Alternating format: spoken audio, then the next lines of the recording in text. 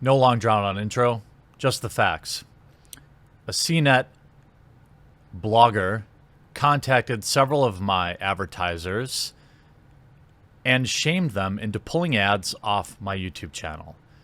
I have no idea if more people will pull ads. I have no idea if my channel is now in the crosshairs for YouTube.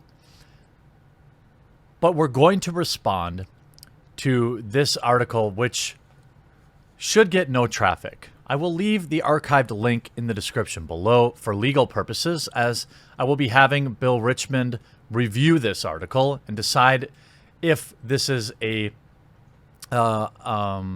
actionable type behavior. There is certainly precedent for these bloggers to contact advertisers with a pretty much predetermined outcome. They know if they contact Honda, Gamefly, or DeVry University, like they did in my case, they're just going to pull ads from a channel. I can only imagine what the email read. Would you like to comment on how your ads are supporting an angry person on YouTube who's spreading bad vibes? This whole I don't know, outrage, cry, hissy fit by people who write words on digital paper over the fact that their jobs are largely irrelevant now is sad. They may take me, but they won't get everyone. And at the end of the day, that's what's important. I will not back down from a challenge at the risk of increasing intensity or increasing the spotlight on my channel. I don't care, because there are several of my co-creators named in this article in a negative light. It would appear to me that this author took particular interest in my channel, taking time out of their day to contact people who ran ads on my videos and get me demonetized. I'm sure they also contacted YouTube because they are, of course, a verified blue checkmark blogger for a website, and that's all they're good for. Now, I'm not going to read this entire website or this entire article. You are welcome to do it. I'm going to review the parts that associate with me in an attempt to keep this short, although I doubt I will succeed. I will again disavow any contact of this person because that's what they want. They have a measly 3,000 followers on Twitter, and by all aspects, without the CNET name attached to them, nobody knows or cares anything about them. Do not contact this person. I will be responding directly to what I consider a targeted effort to hurt me financially. We'll see what my lawyer says about that. I have never really got into shilling this before, but I'm going to now. I have a Subscribe Star. It's like Patreon, but they support free speech. The only drawback is you can't back using PayPal, but you can still use your credit card if you so choose. This way, YouTube gets no cut, and this is a platform that will not be bullied by blue check marks. Consider backing today, as I assume things will continue to get worse. In this article, which basically, to summarize it, has a problem with gaming commentators that ride the wave of bad news or goofs or gaffes in the gaming industry. There's literally no denying that people will prefer negative or rant-type videos to vanilla content. This blogger thinks it's some sort of bold conclusion to figure out that humans have liked the same thing humans have always liked. But in 2019, that's a problem. This article calls out people like Clean Prince Gaming. He calls out Upper Echelon. He calls out Angry Joe. He calls out Jim Sterling. But he saves the most vile for me. And I could have expected that Given I publicly called this person out for writing this hit piece, I knew it was coming. His own coworkers told me about it weeks before it came out. I was waiting. Bill Richmond, my half-Asian super lawyer, has been waiting. Because there is enough precedent out there that we need to start fighting back against this. YouTubers like Downward Thrust. All these people, I would say, are worth subscribing to, by the way. If you haven't already, show them some support. Still bringing up Anita Sarkeesian. But we get to my part. The video posted to the quartering, his channel points Hambly more than 530,000 subscribers. So, I don't know.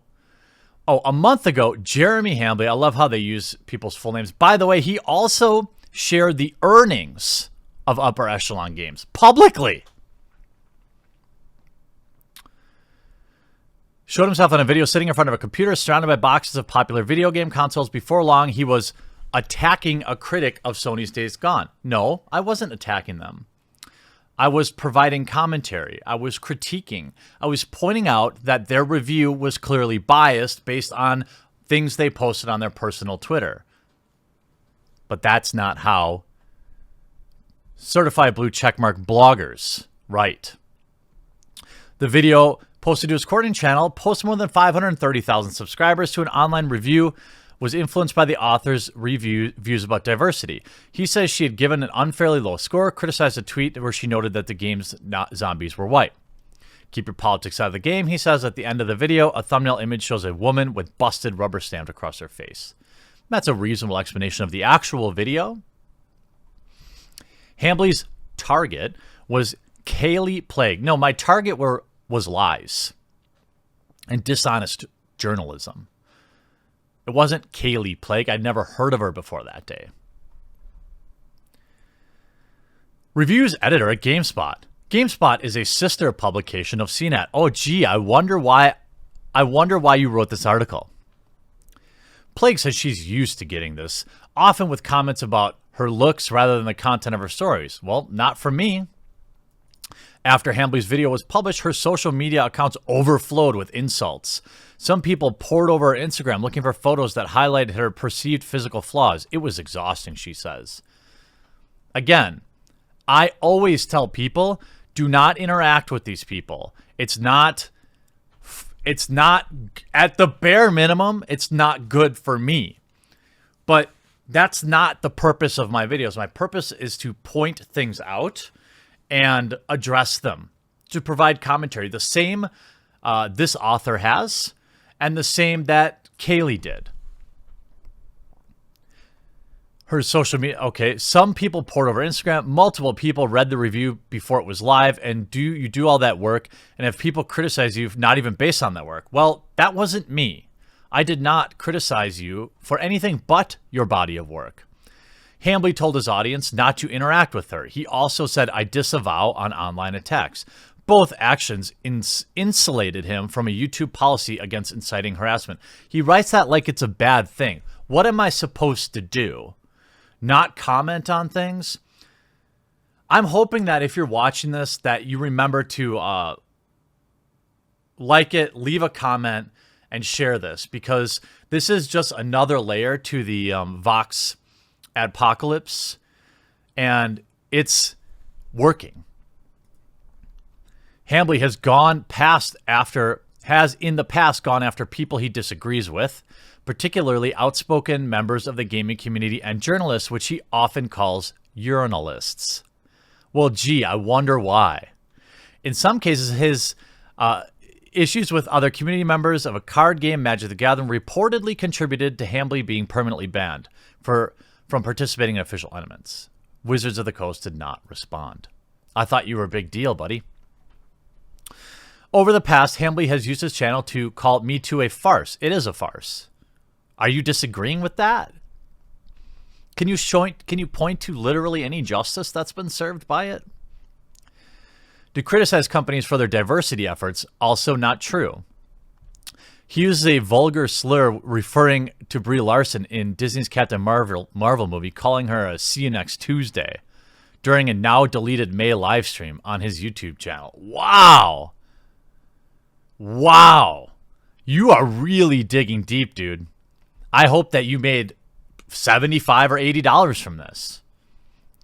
On June 3rd, I asked Hambly for an interview to talk about the world of video commentary. Can you imagine? I said no. Could you imagine why? Quote, "You had better be very careful about what you write about me," he wrote in response. "I will pursue legal action should you attempt to damage my reputation, which I will do, should there be a case."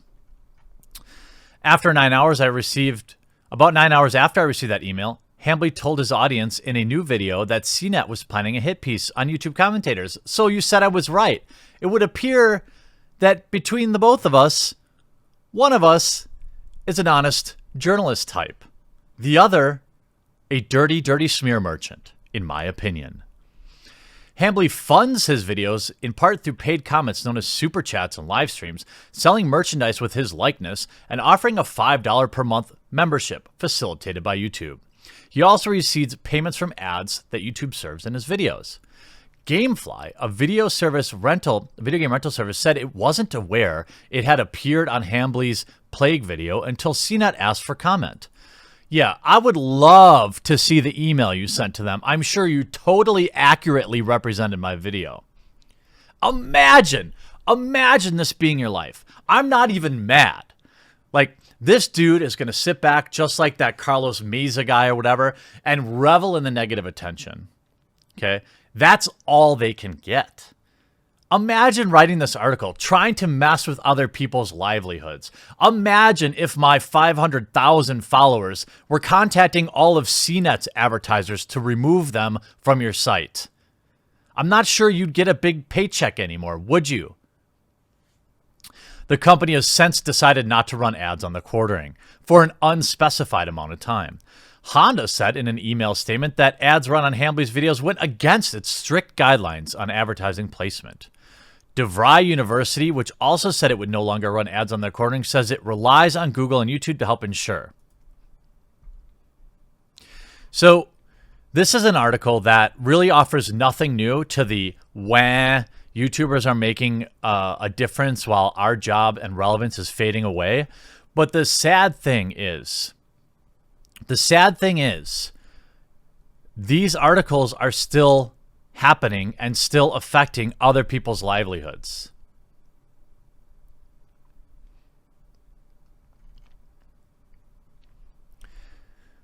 And they're mad because people like outrage. Well, welcome to humankind. Did you like I said humankind? I don't go out and look for this stuff. I just cover what's going on. I'm not actively trying to anger people. He posted an additional 3 videos, each about the attacks. In one, Hambly claimed Plague was making up stories about being harassed. Another bashed a fellow YouTuber for defending Plague, a practice often called white knighting. Imagine having to explain that. And he created a video about a blogger who had commented on Hambly's attacks. Isn't it funny how they use that word? Am I guilty of being a little too spicy sometimes? Sure. I think if you watch my videos, you know clearly that I don't want people interacting. I don't want people interacting with these people because that's the only thing they have. They desperately need to be victims so they can write stuff like this and cost people money. This is why I never quit my day job.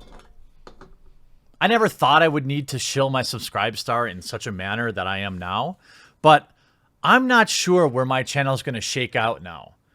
It would appear that YouTube is going to make it against their terms of service to even reply to pieces like this, which had one sole purpose, and that was to cost YouTubers money. This is not an investigative report. This is a hit piece because they know they wield some power.